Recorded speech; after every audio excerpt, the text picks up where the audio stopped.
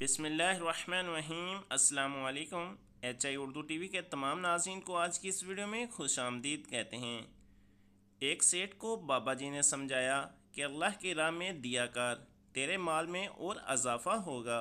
सेठ तलमलाया गया और कहने लगा, बाबा जी, मेरे खून पसीने की कमाई मेरी मेहनत से बड़ी है।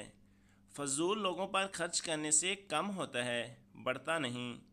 इसी दौरान एक शख्स ने सेठ से अल्लाह के नाम पर सवाल किया।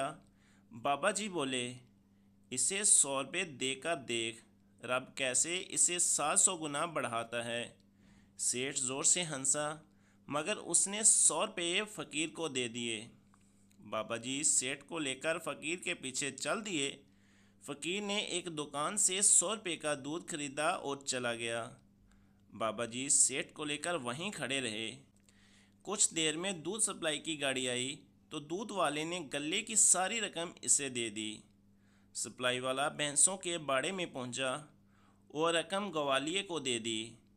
इसी असना में वहां चारे का व्यापारी आ गया तो ग्वालिये ने वो रकम उसे थमा दी। चारे वाला अपने ट्रक में बैठा और मकैनिक की दुकान में जा पहुंचा। वहां उसने ट्रक के लिए एक दुकान से मोबिल ऑयल ख़रीदा। इसी दौरान मोबिल ऑयल कंपनी की गाड़ी वहां आकर रुकी। उसने दुकान वाले को मोबिल ऑयल सप्लाई किया और दुकान वाले से रकम ले ली। दूसरी जानब बाबा जी के साथ खड़ा हुआ सेठ सकते के आलम में मोबिल ऑयल वाली गाड़ी को देख रहा था, क्योंकि ये गाड़ी उसी की अपनी कंपनी की थी। सेठ ने गाड़ी वाले से पूछा, इस दुकान से कितना कैश लिया है?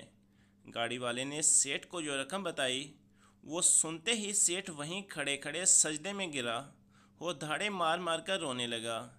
100 रुपये के बदले में पूरे 70,000 रुपये इसकी कंपनी में वापस आ चुके थे।